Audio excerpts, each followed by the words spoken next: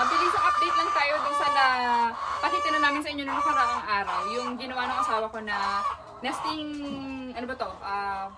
Kulungan nung dalawa naming pet. Pwede mo bang makonsider na pet yung dalawa naming manok na alaga? So, ito yung magiging kulungan nila. Yung isang hen at isang rooster.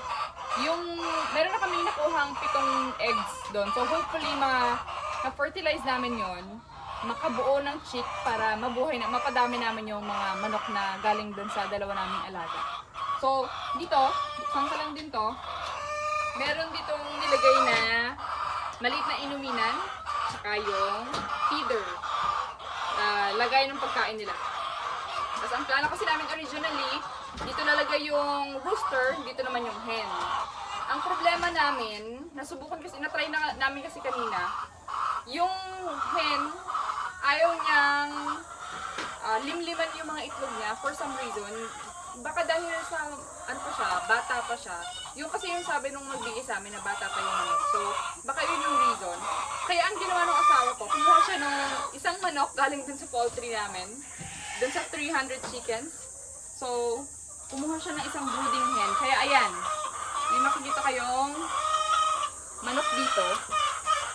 May isang puting manok dito na naglilimlim dun sa mga itlog nung ating isang alagang manok. So, pakita namin sa inyo habang nilalagay namin dito yung mga manok. Pagsasamahin na lang namin dito muna sa isang side. Si hen tsaka si rooster.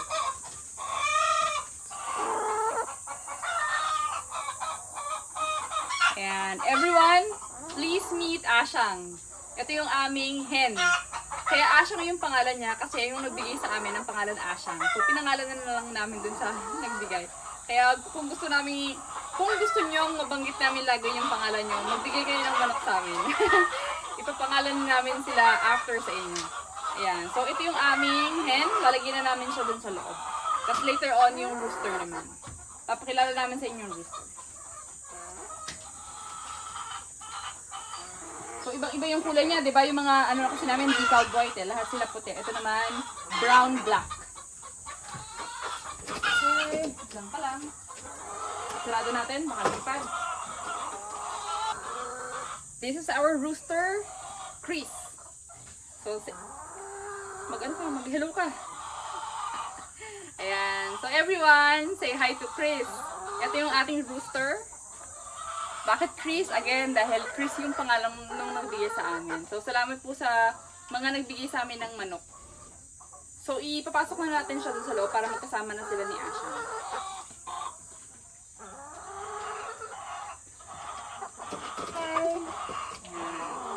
So, i-update namin kayo dun sa magiging progress nilang dalawa plus dun sa mga hopefully chicks na makukuha natin from them.